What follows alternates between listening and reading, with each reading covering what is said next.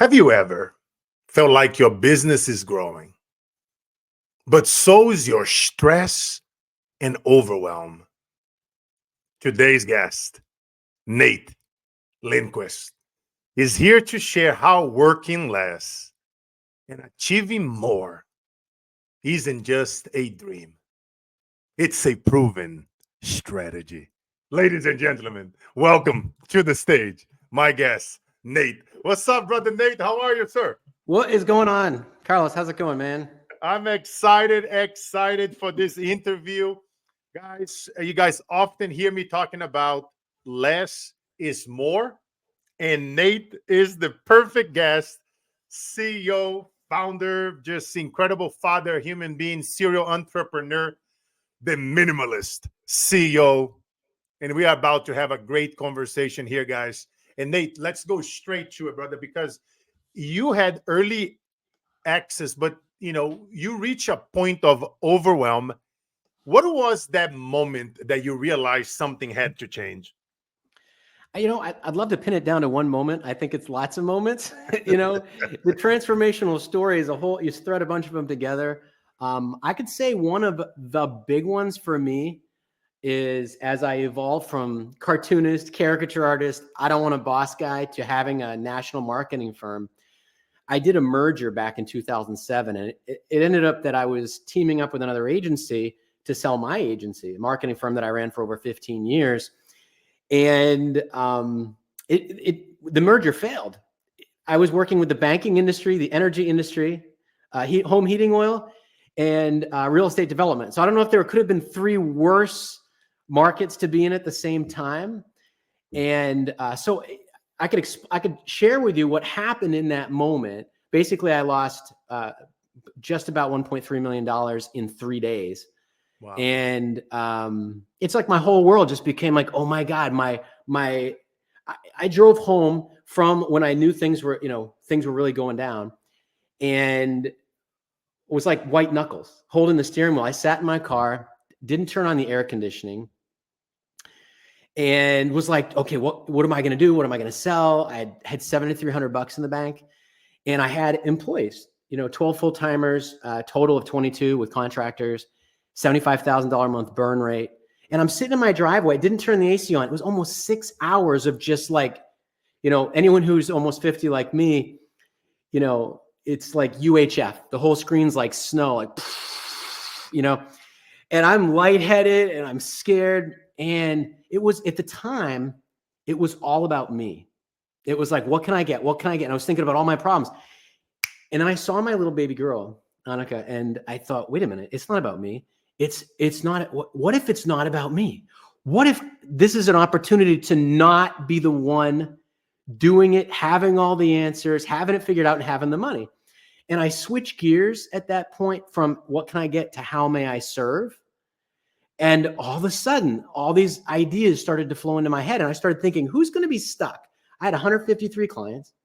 I had all these employees. I was like, what are they going to be worried about? What can I do for them? And when I tell you what happened after that, it was unreal. But I took everything out of the back of my car. It was a small SUV. And I laid out files and had computers out on my deck and in my lawn.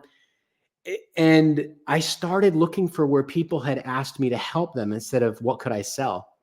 And I know it sounds crazy, but it was like, this is what I do, this is who I am, that I lost touch with, like, I don't know, the soul, the human part. Not that I didn't care, because I've always cared. I've always loved people, but it was like, okay, what if this wasn't about you?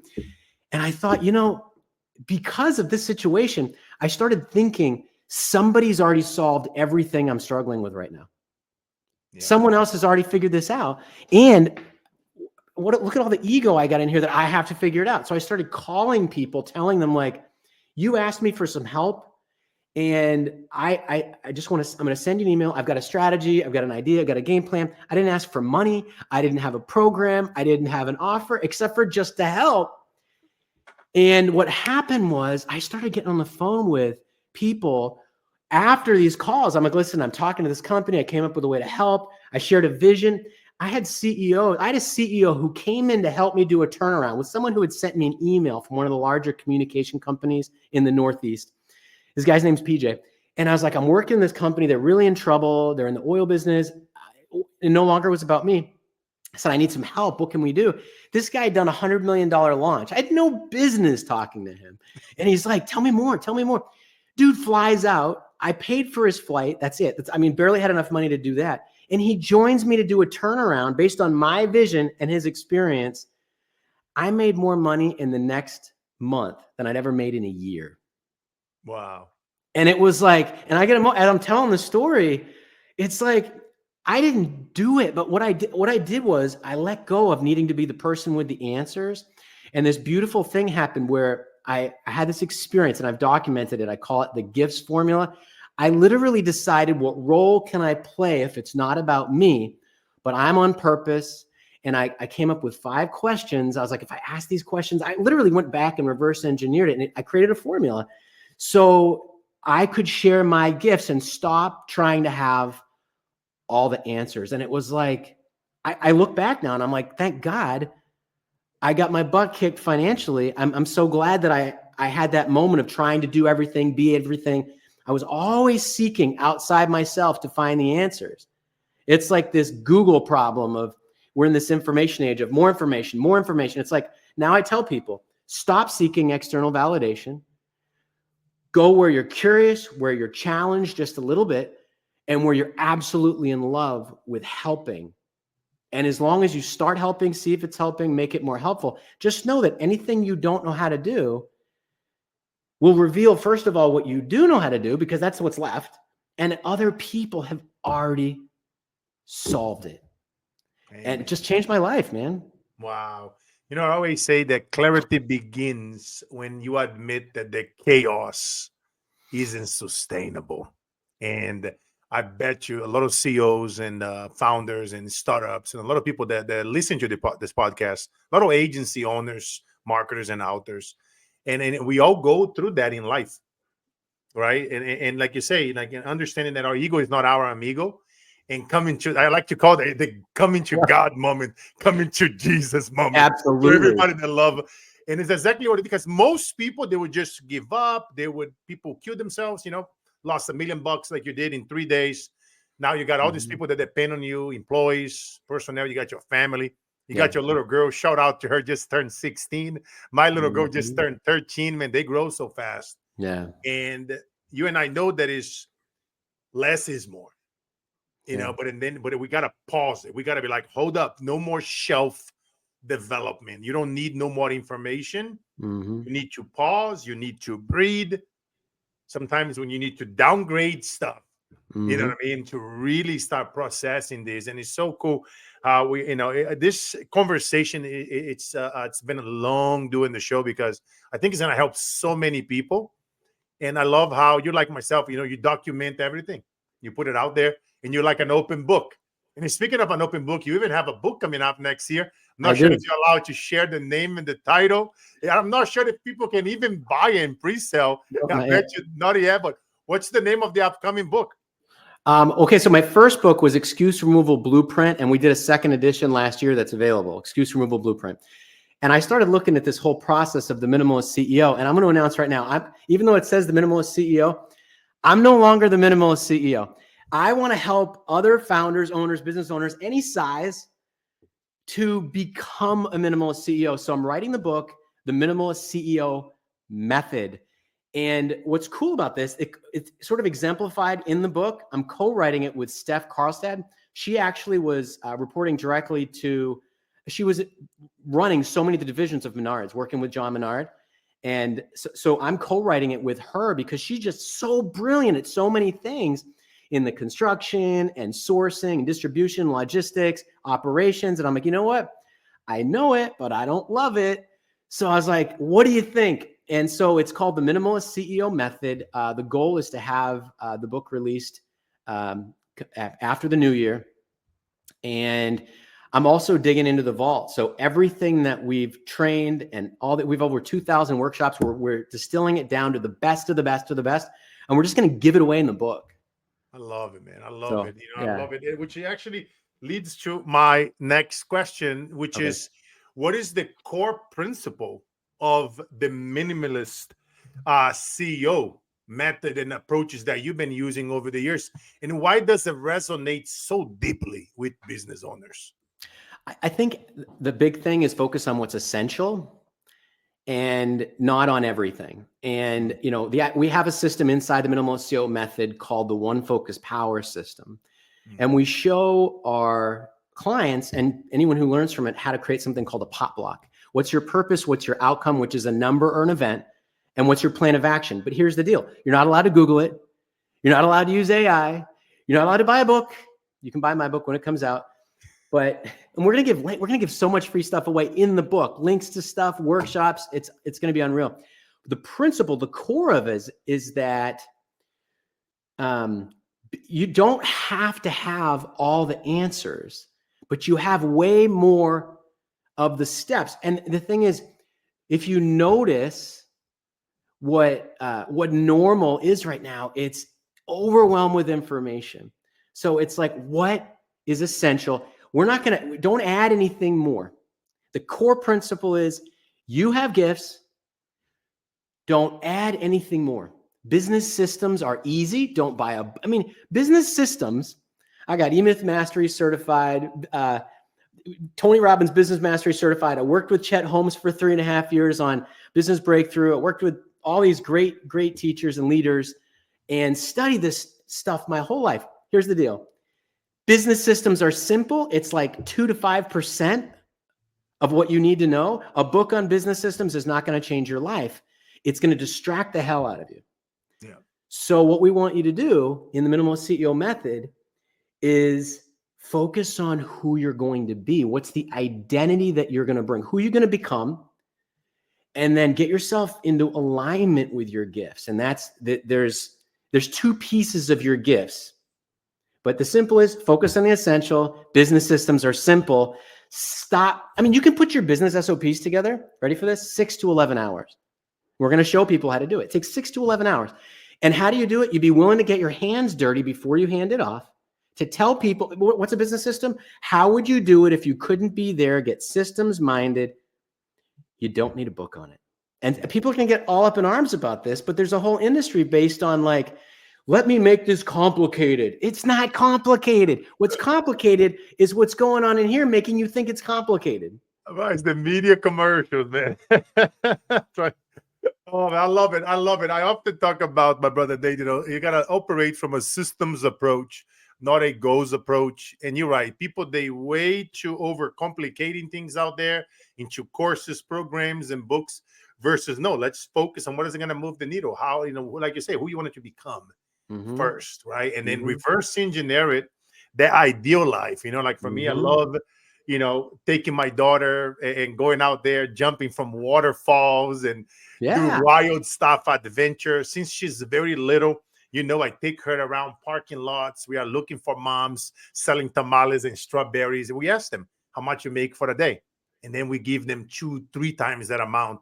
And then some of the stuff, sometimes we put some videos and photos. I don't like to do that much because then once upon a time, I was that person on the streets with my mom selling that bread. And that I wouldn't appreciate somebody put a camera in my face, handing me money.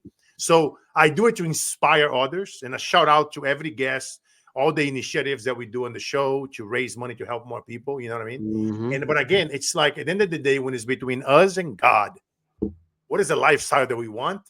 How much more are we donating above and beyond the tax bracket? How much more are we doing it? Are we operating and living from our authentic self, right? In between our family, in between our day-to-day activities, we plug it in our clients, our podcasts, our consulting, right? I mean, it's again, life is short, man. I just lost a friend a couple of days ago. And you're like, damn, like out of nowhere, like, just young.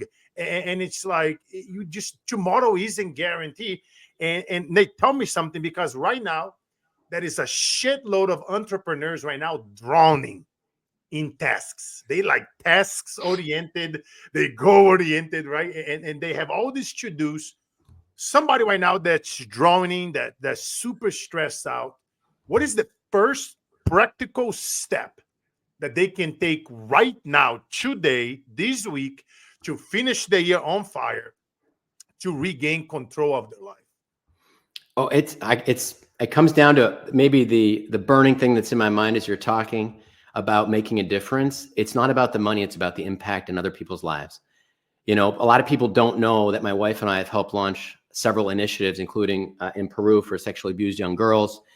My wife started an orphanage. That's, you know, we joined up to help fund the orphanage. I would say, first of all, it's not about you. The second thing I would say is that turning point moment, if I were to whittle it down to when I actually made the change.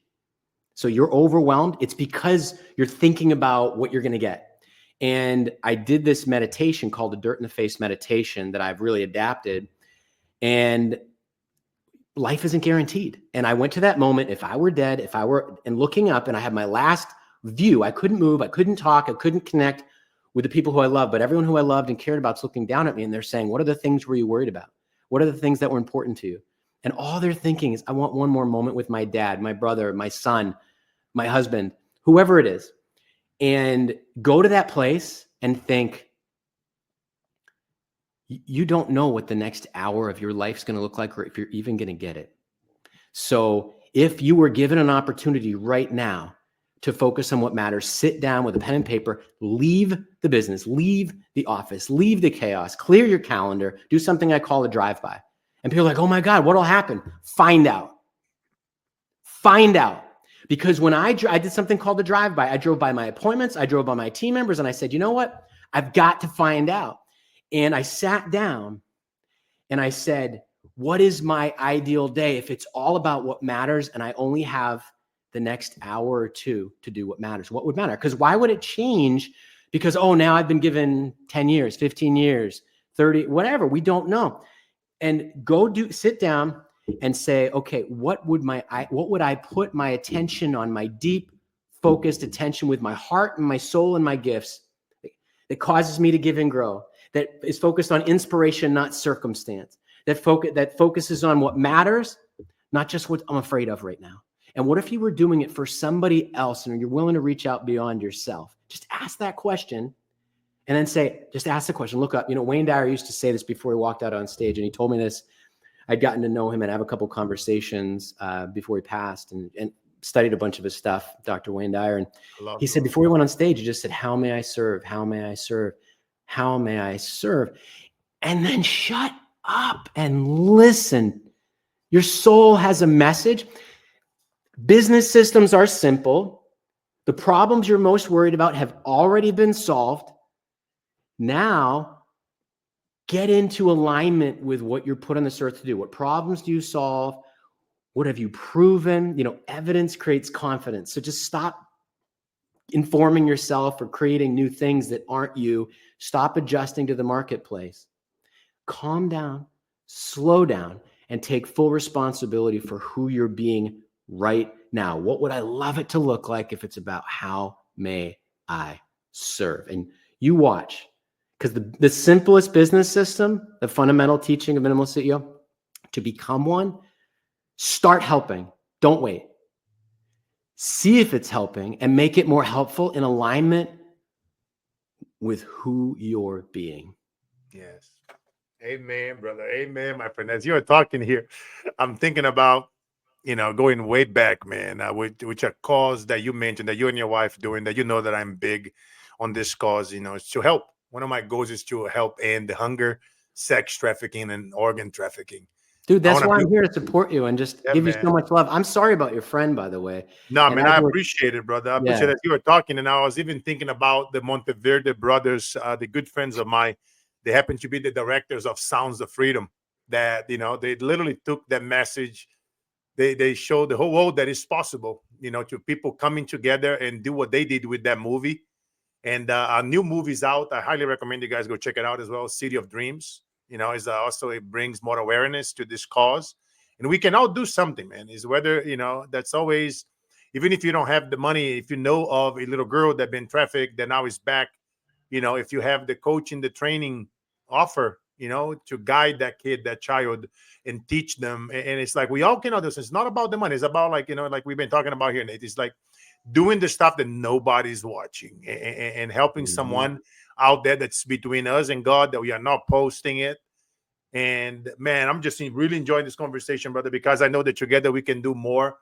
And for everybody that's stressed out, I often say that you can't fix what you don't simplify. So listen to the replay, take some notes, pay attention to what Nate's talking about. Like, go do that drive-by.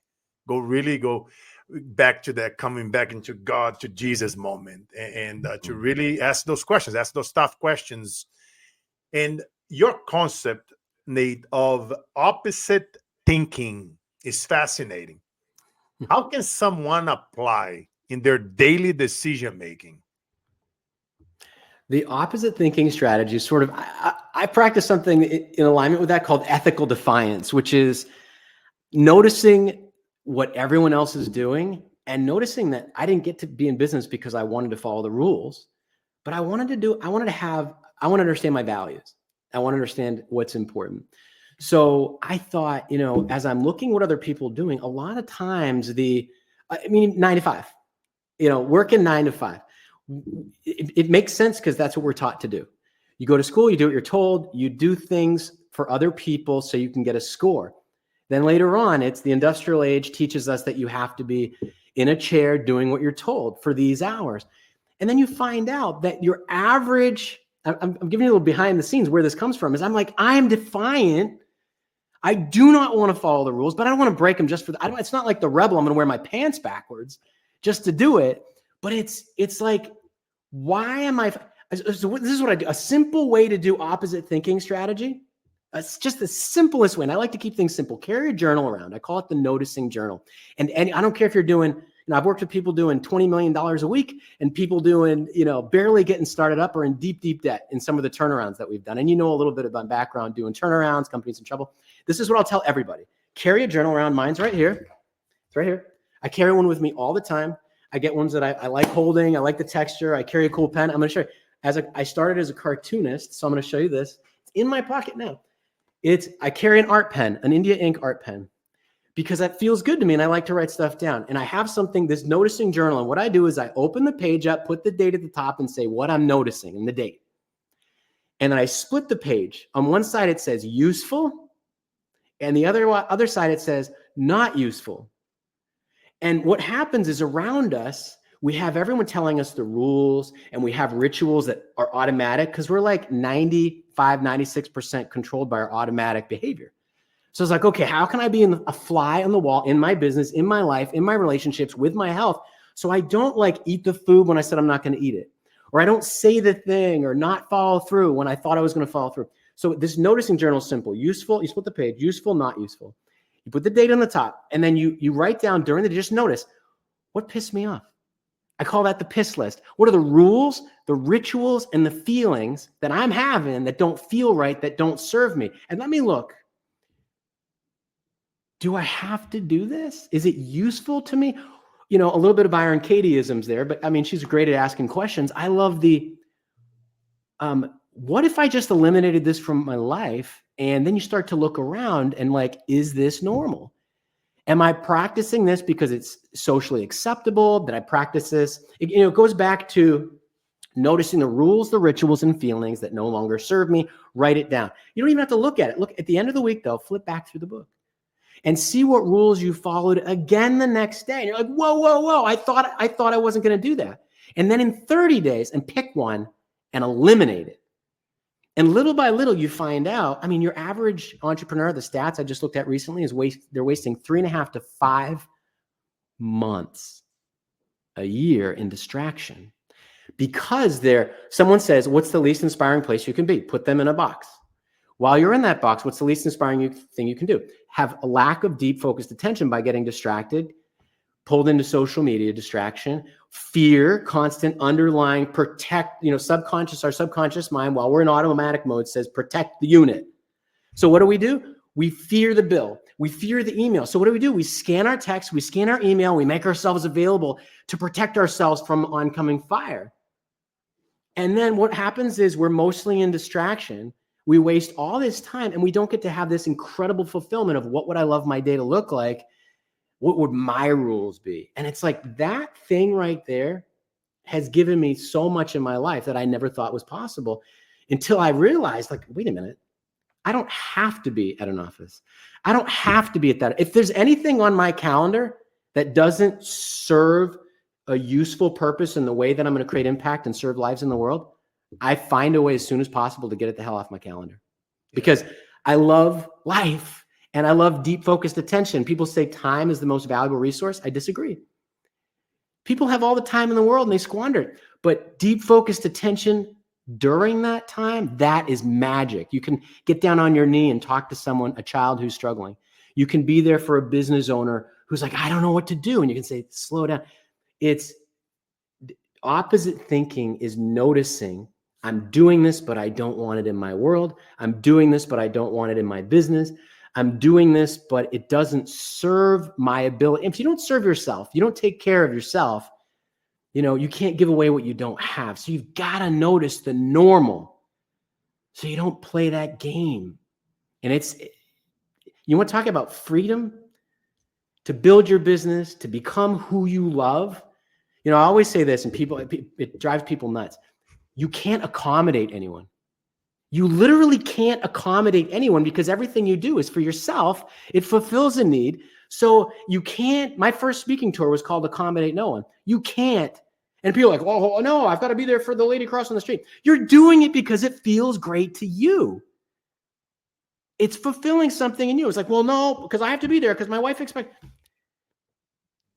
You're afraid of something. It feels good. You're getting significance and all the different needs that are important. So that would be the noticing journal, what's useful or not useful, and the rules, rituals, and feelings, and look back in a week and just do it every day. Carry it with you, because it's like you're a fly on the wall in your life. In all aspects of your business, you can say, I've decided this matters. I'm going to either eliminate it or I'm going to commit to it, but I'm not going to have gray area in my life anymore. Yes, I love it, brother. I love it. It is so powerful, guys. You guys know me. Writing is the doing part of thinking. I got my little old school Bic pen. Remember that one from the 80s and the 90s? Yeah. And I love it because so guys, just powerful stuff. I knew that Nate's gonna bring his A game, useful versus what not useful. Start that journal. I often use a framework, negative versus positive, and it's so true, man. The same way how you guys know I'm big in speaking, and the same thing, right? When you speak life into others and you speak positivity into yourself and you speak love into yourself, and those are the things that you attract. That is that person that if you are now looking for a relationship and if you speak love into yourself, you're going to see eventually, you're going to find that person in the mirror. And we can use from examples in early on. You guys know I'm big in study early. I love Shen Tzu, the art of war. I like to study the early empires and the people that early on, whether it was Nelson Mandela or Hitler. When you say something long enough, often enough, people start believing in you, whether it's good or evil, including you, right? And that's why we gotta take the time. Okay, how am I speaking to myself lately? Are we operating from that place that's going to bring us the highest fulfillment? So you got to help I talk this so much. I mean, so many coaches out there, that you and I know, and consultants and people, they operate as if they are a non-profit. They want to help the whole world, but they are forgetting to help themselves. And now they deep into this hole, and they feel like that's their identity, that they are trapped, that they are caged.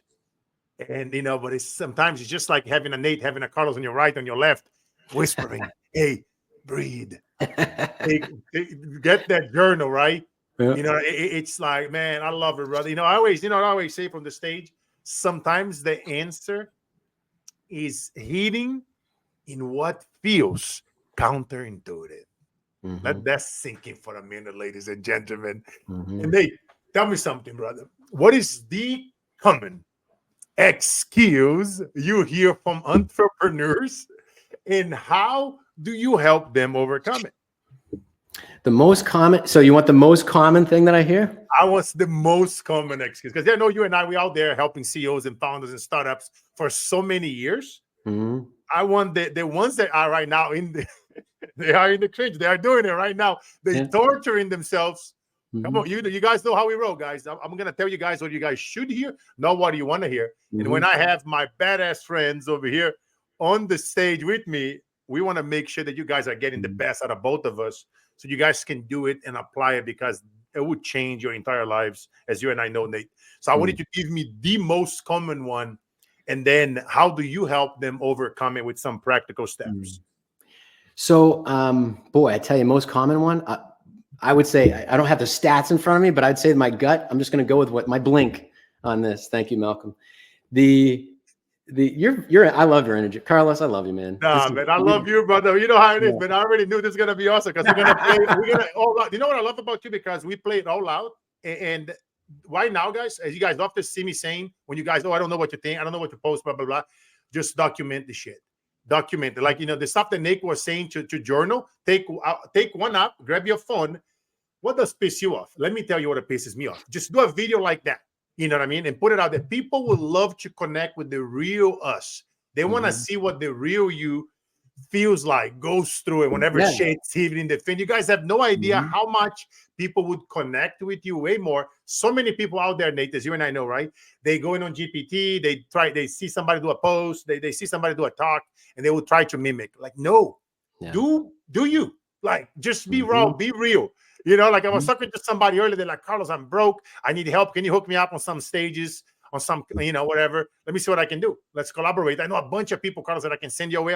I'll take care. I'm going to give you a nice percentage bigger than what I normally do. But again, that person was real and raw with me. He told me that he was broke. He was struggling. He needed help make some money. And I say, thank you for being real and honest. I want you to do that when you are actually talking to companies too, saying that you are actually struggling and this and that, because watch them relate more. Because no makeup. But I know that I get fired up, but I thank you, brother, for the kind words. But now, ladies and gentlemen, tell me, what is the most common? I tried everything, and no matter what I do, it's just not working. Ready? All right. So this is my first response, gets people really pissed off. It's like, how long have you been in love with that problem? Like, what do you mean? Well, you obviously love the problem because you've been practicing it for a while. Well, what do you mean? When you're trying, they're like, how could I possibly be in love with this problem? I was like, well, you're spending so much time on the problem that's keeping you broke. What if we spent more time on the problem that keeps you wealthy? And we get back to this one later. Like, well, what would that look like? I said, well, first of all, it's a weird question. And you asked. So the other piece, Carlos, is that I just say, like, let's do this. Let's take an inventory of everything that you're doing by taking it. Let's empty out the garage. We have a workshop we take people through, just empty out the whole garage. And I speak, and my wife will laugh because my father-in-law says, empty out the garage if you're cleaning it, and don't put anything back unless you would invest in it again. Unless you really are going to use it now. And and anything, just take it all. You got to take it all out first, because every inch of this space called your life, your business, and your journey is yours. Now, he doesn't say that part. I'm adding that in. So I'm like, empty the garage out. Now, as a minimalist CEO, if you're going to become a minimalist CEO, decide what you're practicing, because every time you feel this deep, intense emotion of tried everything, you keep seeing pictures of things that don't work. And what's happening is you're practicing all these things that don't work, and you pile it onto your thinking, onto your emotions, onto your energy, and now your team. And what happens is you're talking your projections with yourself. Every time you say it, you're hearing it. You're adding more to your plate. You're filling yourself up with all the stuff that doesn't work. I said, so let's do less but better. I love that. I'm going to use it. I'm stealing that from Greg McCowan in the Essentialism, because I love that book. I listened to it like 15 times I went on a long run, and I was in Martha's Vineyard. I was like, man, this guy gets it. And now instead of trying everything, let's decide, if you were to get ready to watch a movie with someone you love and care about, and you're going to spend this magic moment, you only got a few hours, how much time are you going to spend watching a movie trailer, watching different movie trailers to make sure this is the right experience that you would absolutely love? Oh my gosh. Sometimes we don't even have time for the movie. We watch so many movie trailers because we want to make sure it's the best experience. It's like, okay, imagine if you put the same amount of energy into the life and business you're going to live before you start living it. And then you could decide that you want to have the right feelings and the right experiences, because we're going to start using imagination. And this isn't like people are like, oh, this is too woo. It's not. Imagination has been misrepresented. Imagination is about experience. It's pre-experience. It's the lab in your soul and your mind when they come together and say, what do you think of that experience? And if you look at that like, oh, that's going to be challenging. Yeah. Does it feel good? Do you want to have that experience? And when people go have that experience, it's like, let's only put into that experience who you're going to be. And then the things you say, well, how am I going to do that? How, you can only be there for half a second, because how is huge, overwhelm, and waiting. Because you know what you know who you are, you know what problems you solve. Let's just stay in your lane and let's ask who can help out, WHO. And let's know that someone else, let's just accept the fact that that problem you've been in love with for so long is no longer your problem. We're going to let the person who's already solved that come in and be like, oh, this over here, this over here. And don't put anything else on your calendar, anything else on your plate, anything else out of your mouth, anything else in your thoughts. You are going to become vigilant in the experiences that you pre-create. Or, I've heard recently from Jesse Elder, great way of saying it, prepave. So if you're gonna have milestones, and you're gonna be on the road with, be the Sherpa of your experience on this journey that you're experiencing. You're going out in the future, having this experience in your business, and then decide you're not gonna pile up. You're gonna try everything. You're going to create the experience in a place where when the next step shows up, it scares you. You see the next step. It's simple. Your palms sweat. You can see it, hear it, taste it, touch it, smell it. You know this is the path you're going down. And now you also have this incredible certainty because the thing you're doing, you're like foregone conclusion. I've got this. I'm the badass. I can crush this. And then make sure the things that have already been solved, don't spend time on it. Allow someone who's a superstar to see your vision of the difference making and helping other people. And I'm going to tell you, people I had no business working with show up and are like, let me handle that. You want to see what I can do with this bat? You want to see what I can do with this tool? And they'll come in and they're going to make quick work of the thing that you've been in love with, struggling with for 6 months or a year or your life. That's it. That's the answer. So I could sum it up real simple. Fall in love with emptying out the garage and only doing you, and don't ask, how am I going to do it? As soon as you do, just say, who can help out? Wow. I love it. What a great answer to this question, brother. I love it. I often say an excuse is just a dream killer in disguise. That's what it is. And wow, man. And another thing, I mean, I know you and your wife, man, you guys are big in charity. I mean, you built 24 charitable programs. How does that experience influence your business strategies, Nathan, and everything that you do, brother? I won't work with anyone who won't do an outreach. So much like our conversation, if someone's not consistently giving and making a difference for children and families in need in some way, I just won't work with them. And it can be in some small way. If they're like, I'm not doing it, say, great, here's a way you can do it. Much like you did with your cause that's so important for your community, Carlos. It's amazing what you're doing. And the help that you're providing for those families. And I think for me, it's a guidance system, sort of like that internal GPS says, like, if my heart can't be connected to it, if it's not about humans, then what's it about? And it always seems to end up back in what can I get? So what it's helped me with is, first of all, it helped me meet my wife, because I joined the board at a very difficult time. And we've all had like I said, it's not only one time. I was at a very difficult time, and I said, okay, I've got to make a difference. And I saw what she was doing, building the orphanage. I was like, I want to help out. And it was this beautiful opportunity to make a difference for these kids in Peru. And she's just a powerhouse. She's amazing. Her name's Margaret.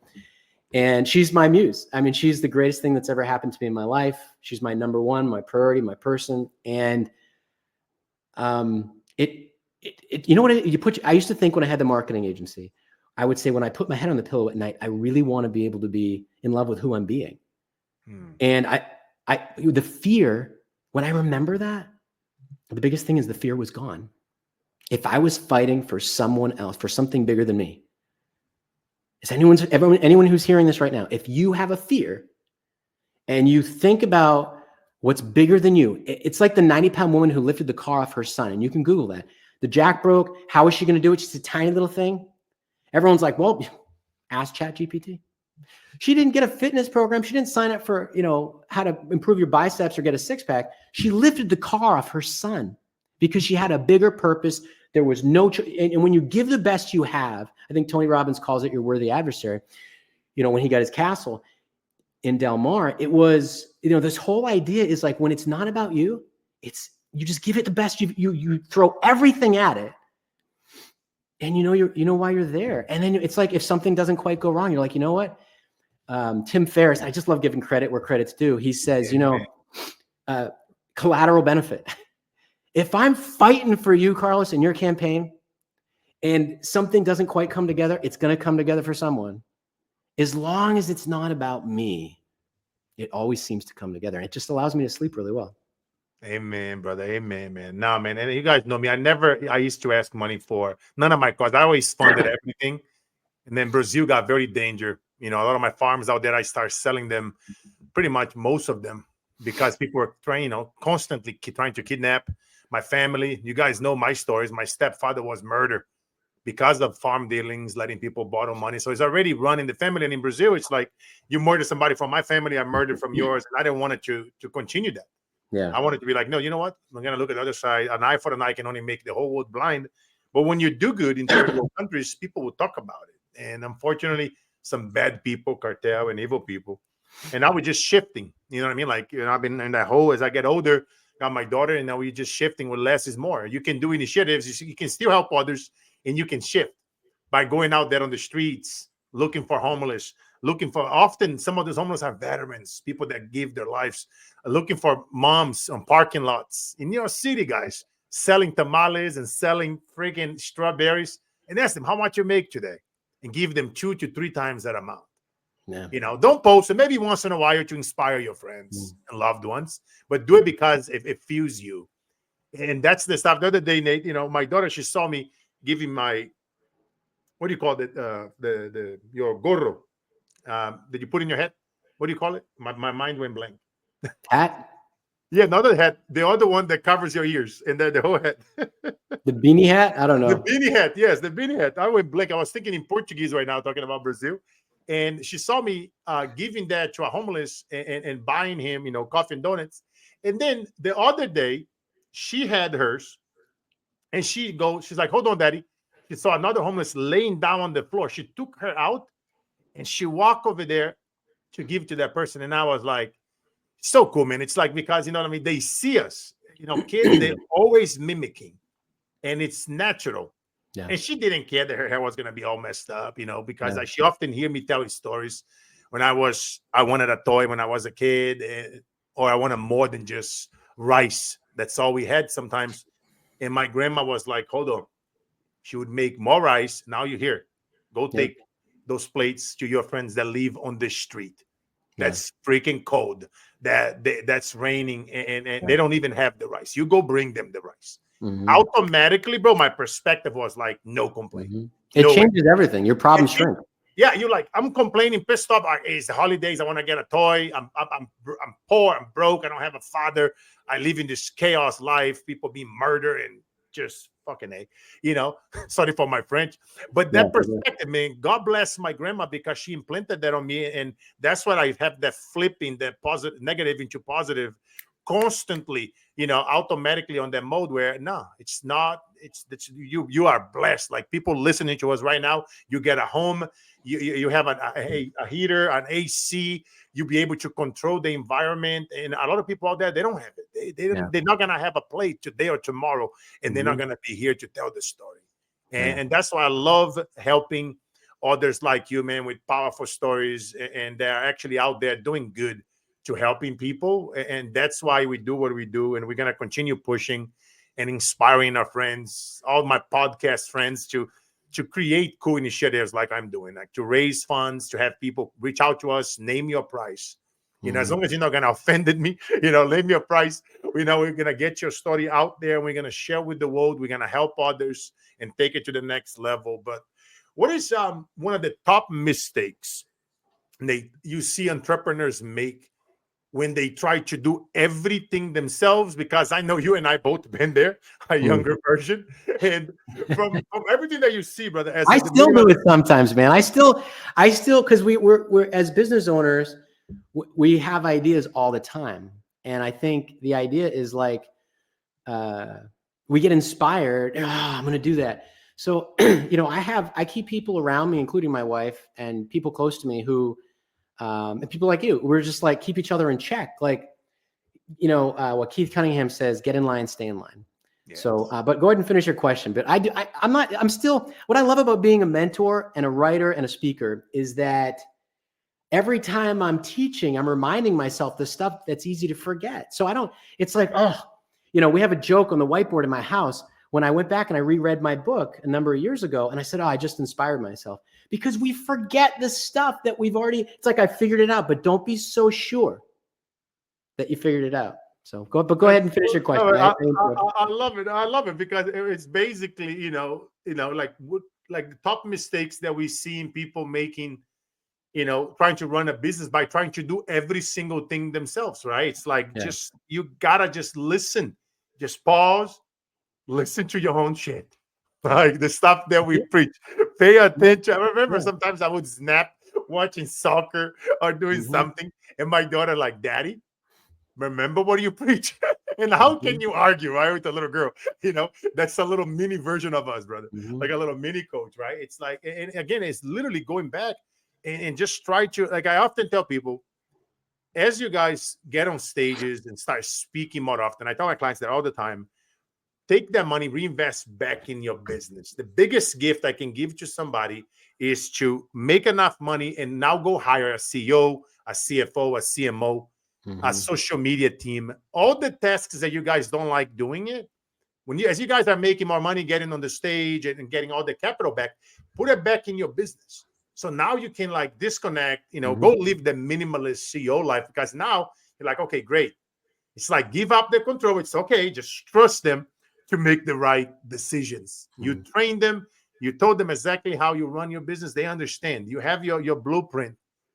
Now just go do it. And be okay about it. Let them fail forward. Let them fail faster. Let them fail frequently. If they are failing, if they are testing, if they are doing it, that means a good sign. It's a good sign that they are doing it. And you got to be okay giving that control. I think that's one of the biggest things for me was giving that control. Here, CEO, here, CMO, here, go run this, go do that. It's trying to stay in control of everything. It's all the unnecessary stress. And one of the biggest gifts that I think I gave myself was buying my time back by hiring good people that now can do a lot of the stuff that I don't have to no longer do.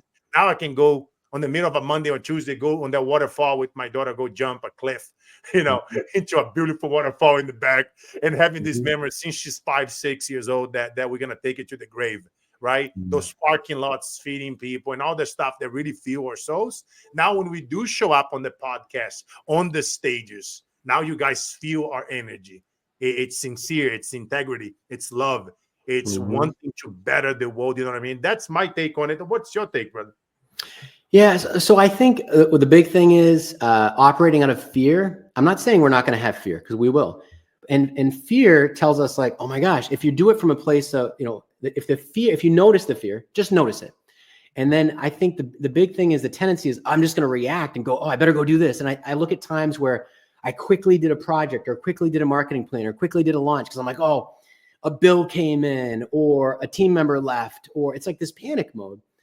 I think when you notice fear, hit pause. Be willing to hit pause and say, okay, what does this mean? Hit pause. And then look at the full spectrum of your life. I call it the 5 forces: mind, body, spirit, relationships, and business. I generally throw in novel experiences or adventure, and I throw in spouse or partner. And I say, okay, if this isn't you just nurturing yourself to create magic moments and to love this journey, what's keeping you from doing that, from creating that? Just ask that question anytime you get fear, and notice what you're trading to quickly make something okay and go into that frenzy mode and create the space. And don't think that doing something, people are like, just do it. You know what? I think stop it. Like, let's do something beautiful for a second, Carlos. I'm going to suggest, okay? I'm going to do something. Let's just stop. And I want people to feel It's like, oh my God, I'm watching a podcast. I probably should be making calls. Oh, I've got to get back to someone on the banking question. Just let's do it. Let's have a 10 count. Let's see.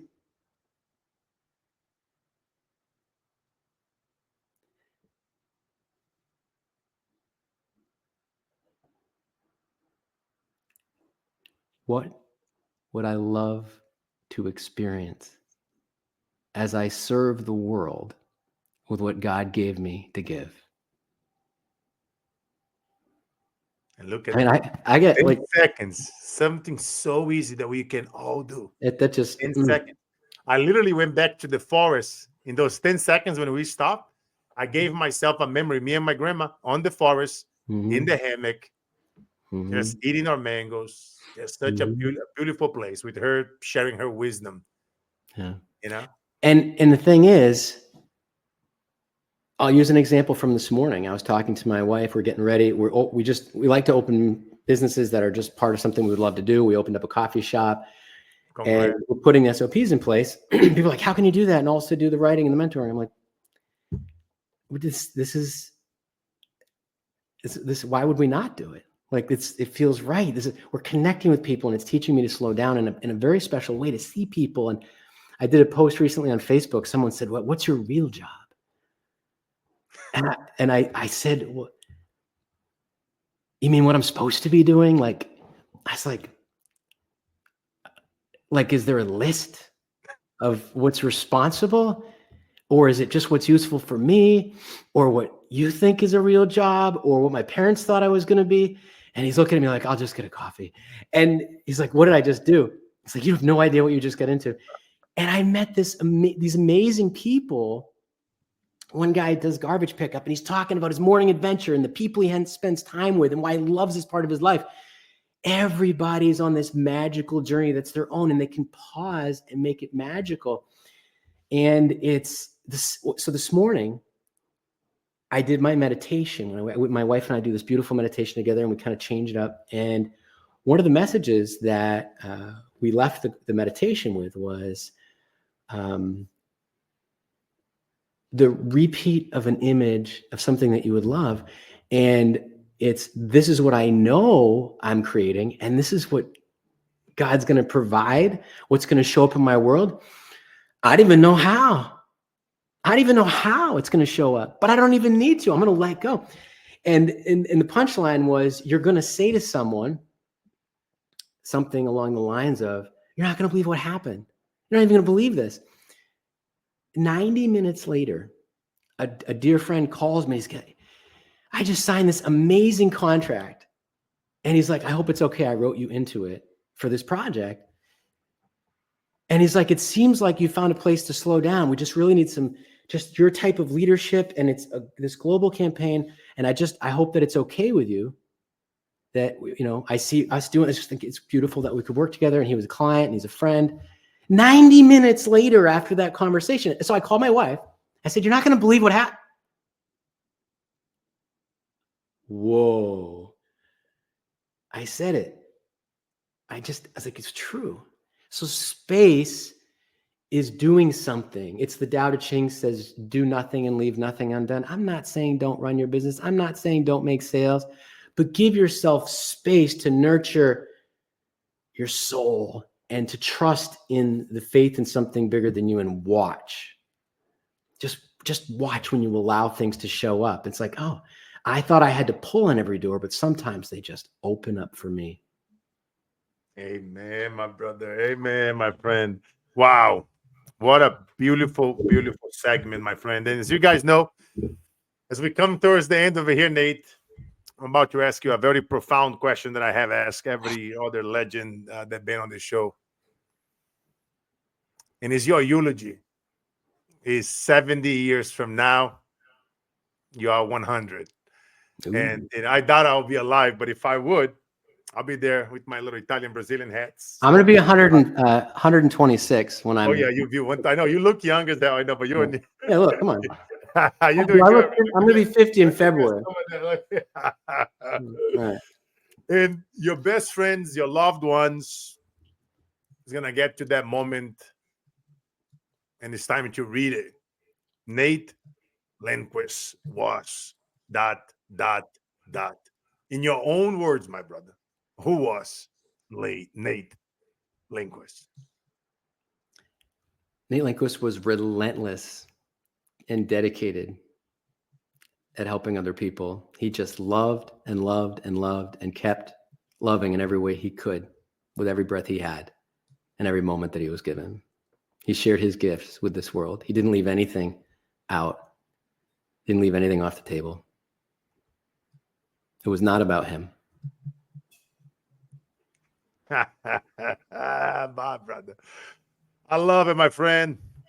Wow, what a segment, guys.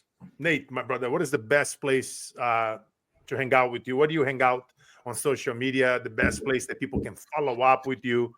Where do you hang out the most on social? And for people to reach out, my friend. Yeah, I have been posting and connecting with people on both LinkedIn and Facebook. The best place is The Minimalist CEO. So if you go to Facebook, The Minimalist CEO page, and also if you go to Facebook, you look me up, you'll see me, Nate Lindquist, on Facebook. You'll see my mug on there, and but that's the place. Just get connected, pop a message, and also we have the Minimalist CEO podcast. And we got some really exciting things coming with that. So we'll make sure whatever new ways to get in touch are made available in that platform. The minimalistceo.com, guys. I want you guys to check it out. Follow Nate Lindquist on LinkedIn and on Facebook. Wow, what a beautiful breath of fresh air for anyone here that's feeling stuck in the grind. Go back, listen to this episode. Go ahead, Nate. NateLindquist.com is going to be a great place. We're actually putting if you want to connect, NateLindquist.com. So NateLindquist.com. That'll be another place that we'll have access to every place where you can find me moving forward as well. And we'll make sure that link is under every description throughout all social media and podcast links there for distribution. As you guys know, guys, this podcast is free. We try to bring the best and the brightest, most incredible leaders, CEOs, celebrities, athletes, people that are out there like Nate, who are doing something, who is going through the grind, who is just making things happening, so that we can, as you guys can see, I do my really best in asking them great questions. I never tell them what I'm going to say. So that's why we're able to build this incredible energy and bond on the show live in real time. It's not like we are reading a teleprompter. It's like connecting deeper, doing what others don't do, can't do, and won't think of doing. And I'm just super proud, brother, of us connecting here. And again, it's always a pleasure.